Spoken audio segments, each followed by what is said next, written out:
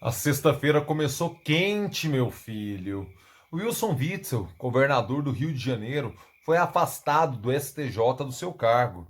Pastor Everaldo, presidente nacional do PSC, e também aquela figura que cometeu uma das cenas mais patéticas da política brasileira ao batizar o presidente Jair Bolsonaro nas águas do Rio Jordão, em Israel, foi preso, está em cana. E é sobre isso que vamos falar no vídeo de hoje.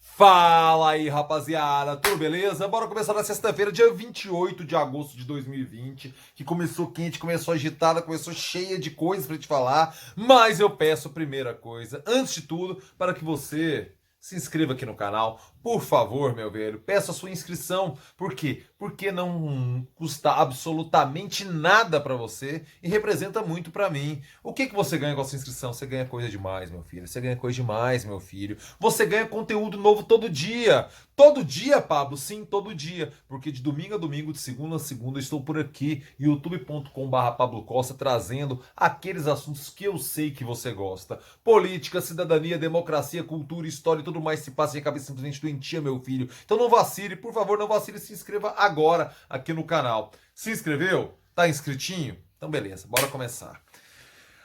A chapa esquentou no Rio de Janeiro, né? A gente tem que perceber que um estado, quando pega o caminho que o Rio de Janeiro pegou, historicamente falando, a gente tem um problema sério para resolver em mãos. Mais uma vez, um governador do estado do Rio de Janeiro é enrolado pela justiça.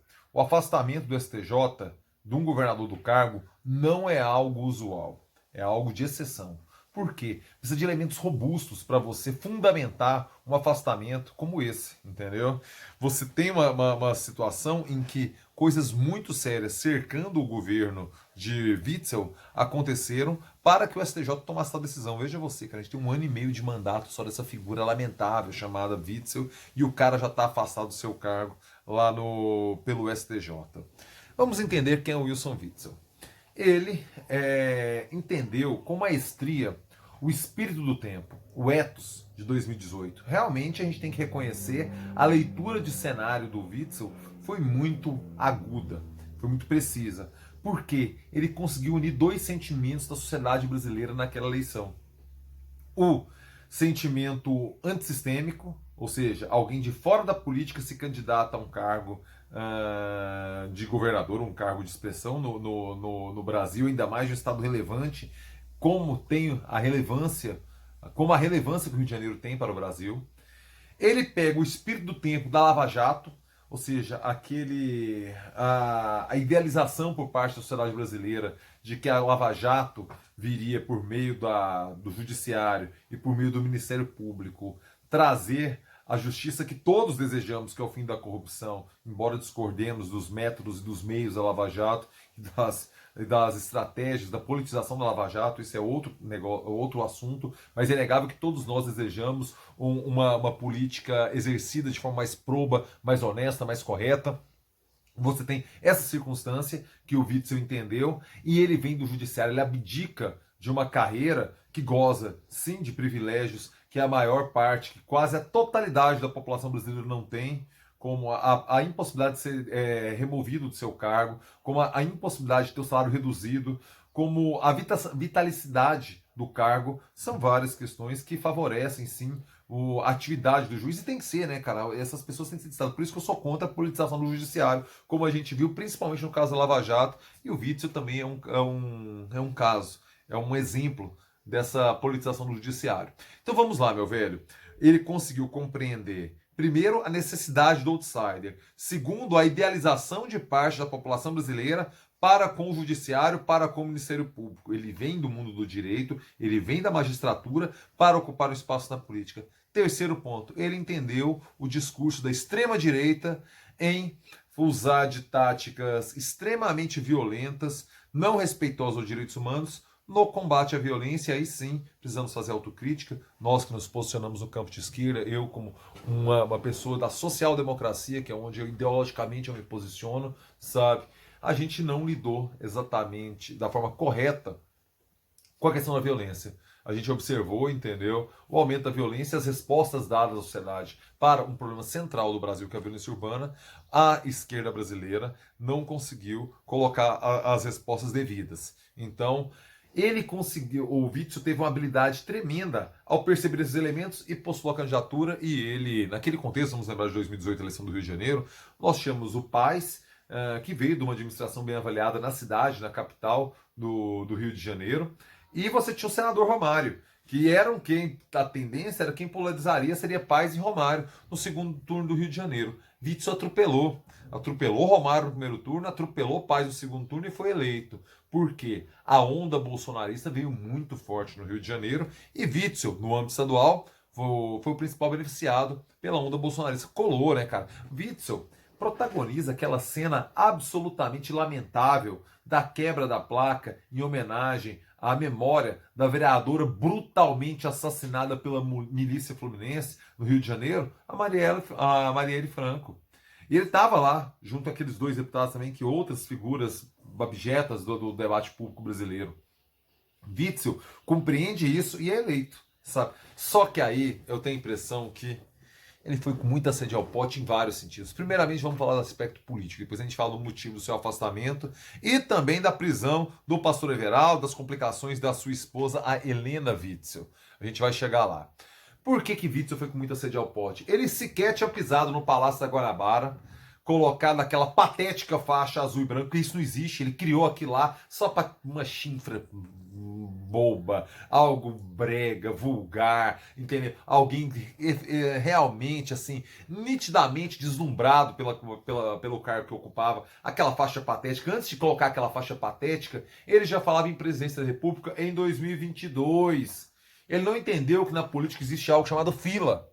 E aí, no campo da direita e da extrema direita, Bolsonaro está na frente da fila, evidentemente. Por mais que ele falasse na campanha que não seria candidato à reeleição, o que já logo na sequência se provou que era uma mentira eleitoral, ele não almejar a reeleição, Jair Bolsonaro, ele era o nome natural da fila. Por quê? Porque é direito o cara pleitear a reeleição. Isso aqui é óbvio. Então Witzel poderia até começar uma articulação para a presidência para 26. E ele teria o teste de 22 para ser reeleito no Rio de Janeiro, o que não é fácil. O que não é fácil.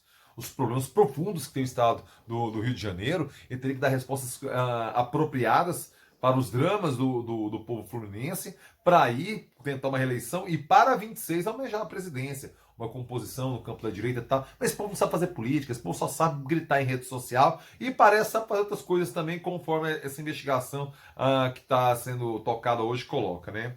Witzel é esse.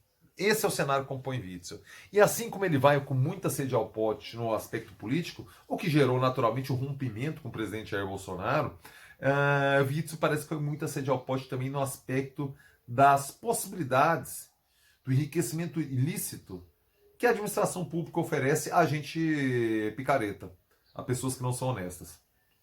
Como é que funcionava o esquema? Sabe, o jornal Globo publicou um gráfico, um organograma muito elucidativo de como funcionava essa história. O ex-secretário de saúde do Witzel, o Edmar Santos, ele foi preso, né, por conta da Operação Placebo e fez delação premiada. E é calcado nessa delação do Edmar Santos é que se dá as operações que estão acontecendo hoje, de prisão do pastor Everaldo e de afastamento de Witzel do cargo de governador do Rio de Janeiro. Como é que funcionava? O Witzel criou alguns núcleos de corrupção que se dava por meio das organizações sociais que trabalhavam prioritariamente na saúde, mas também na educação. Então recebeu-se o dinheiro do combate para o combate à pandemia.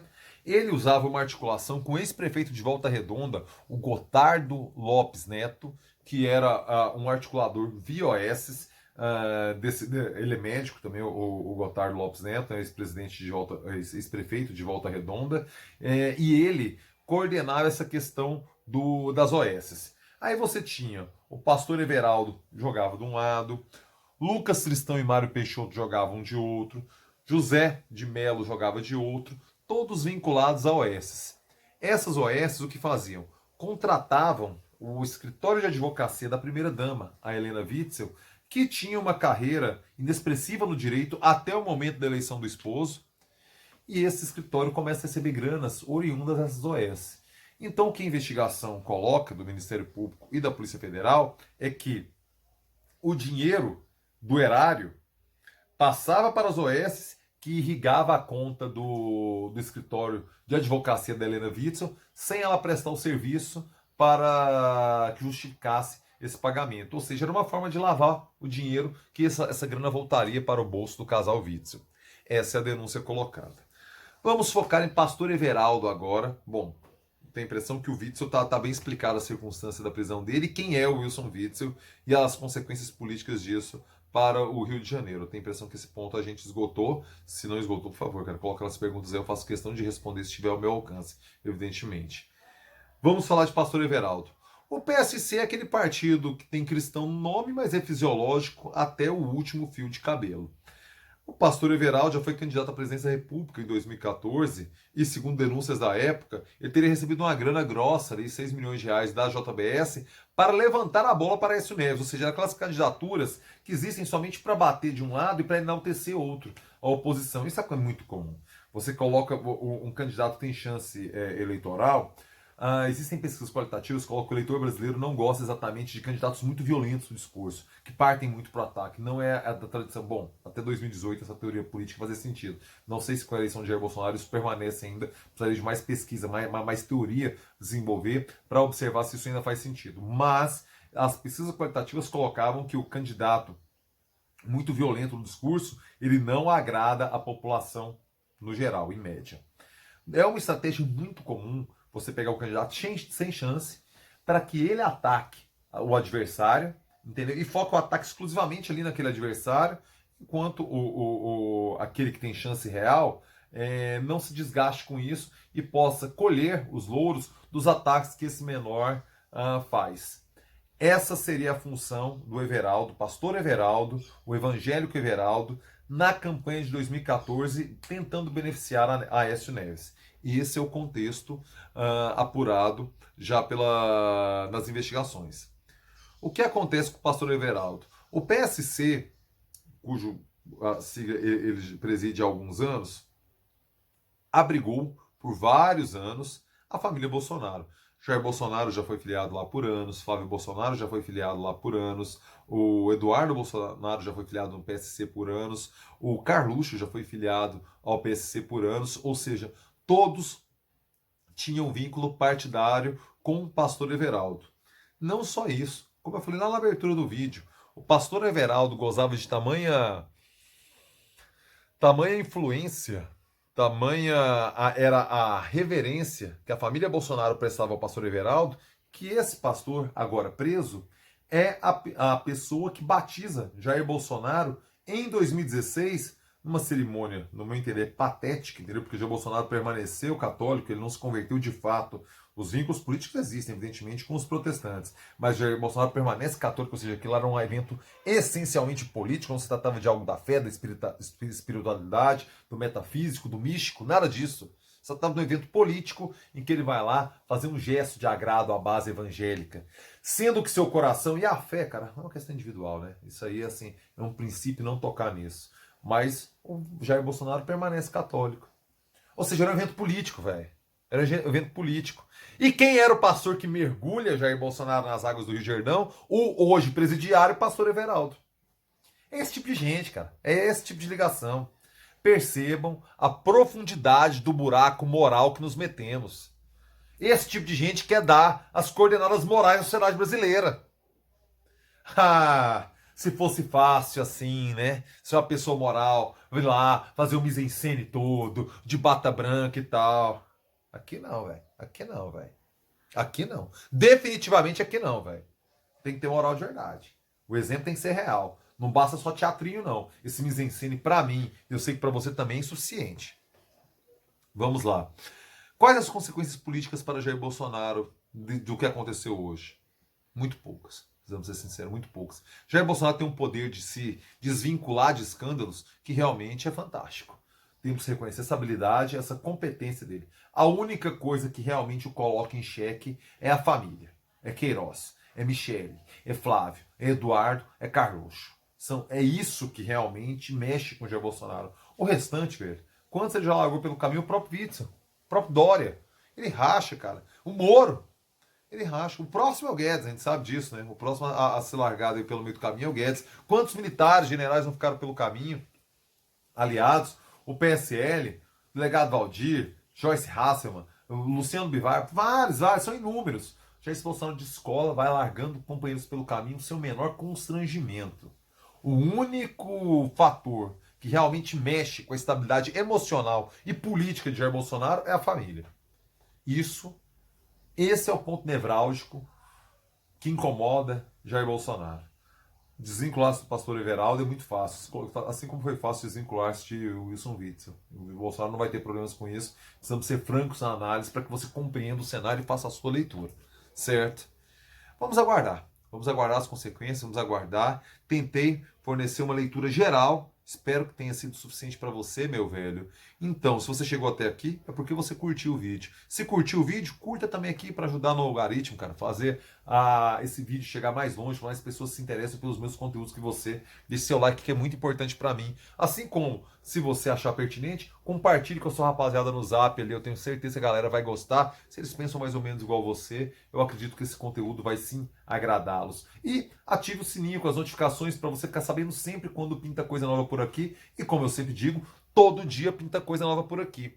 Vamos falar das lives do final de semana. Hoje, às 9 da noite, sexta-feira, vai ter um boteco eleitoral aqui no canal. Fundamental para você que é candidato, fundamental para você que quer fiscalizar candidatos. Tem duas abordagens que a gente vai fazer hoje. Quem quer ser candidato, o que pode, o que não pode fazer na internet para evitar treta, evitar o problema, não ter canseira com X depois. Estaremos conversando com o advogado eleitoral Júlio Meirelles, tomando uma, relax, sem advocacês, sem juridiquês. Vai ser um papo de boa, então conto com você às 9 da noite aqui no canal para essa live. Para você que é público e quer acompanhar, fiscalizar as eleições, é ótimo também para você compreender os mecanismos, como que você denuncia, o que é postura legal, o que é ilegal para um candidato fazer na internet, para que você não... A gente já está começando, né? Recebeu um monte de seguidor, eu vejo nas minhas redes sociais, tenho certeza que você nas suas também. Seguidor no Instagram, no Twitter, no Facebook, gente pedindo amizade, que você vê que é pré-candidato a vereador e a prefeito. O que esses caras podem e não podem fazer dentro dos parâmetros legais? É sobre isso que vamos falar no vídeo de hoje, na live de hoje com o advogado eleitoral Júlio Meirelles. Conto com a sua audiência. Amanhã, sabadão, às 9 da noite, Morgue Costa. Aquele diálogo com o Henrique Morgantini, que eu recomendo que vocês sigam o canal dele lá também, o Henrique Morgantini. Parênteses. Estou iniciando um projeto massa com o André do Reflexo do Todo. Siga também, Reflexo do Todo. É um canal que, se você gosta desses assuntos, você me acompanha, você vai adorar também. Estamos iniciando um projeto. Provavelmente em setembro vai ter novidade aí sobre política e eleições. Com o Reflexo do Todo, o canal. A gente está formulando, já estamos trocando WhatsApp, tal, não sei o quê. Já estamos com algumas ideias, já estamos com um esboço, na verdade, do projeto. O escopo já está desenhado. Então, provavelmente em breve aí vai ter novidade. A gente vai fazer uma live para divulgar, para falar do que se trata esse projeto, que eu tenho a impressão que vai ser muito massa. Vai ser um curso, entendeu? De como a gente agir politicamente para que a extrema-direita não nos moa nas eleições de 2022 como nos moeu em 18, certo? A extrema-direita compreendeu alguns códigos que outras forças políticas não compreenderam. A gente vai tentar traduzir isso para outros campos políticos. Esse é o nosso desafio. Então, peço para que você siga também o canal Reflexo do Todo. É excepcional. E assim como siga o canal do Henrique Morgantini também, que amanhã tem a live Morgue Costa, que já está com podcast. Podcast Morgue Costa, são as nossas reflexões dessas lives de sábado, que um sábado é no meu canal, um sábado é no canal dele, a gente transformou num podcast. Morga e Coça. Beleza? Rapaziada, quero desejar um excelente final de semana para você, uma ótima sexta-feira. Se tiver novidade aí ao longo do dia, cara, talvez eu faça uma live, entendeu? Mas vamos ver as repercussões aí do que rola nessa sexta-feira, dia 28 de agosto. Mas às 9 da noite estarei aqui discutindo eleições do Boteco Eleitoral com Júlio Meirelles. Beleza? Rapaziada, excelente final de semana. Amanhã tem Goiânia e seus prefeitos, domingo tem Goiânia e seus prefeitos, tem Explicando Chapéu Serviço de Frustrações, tem a Morgue Costa. Cara, conteúdo não para aqui, velho. Eu trabalho feito um condenado para que você tenha o melhor conteúdo que eu dou conta de produzir. Espero que esteja gostando. Valeu demais. É nóis!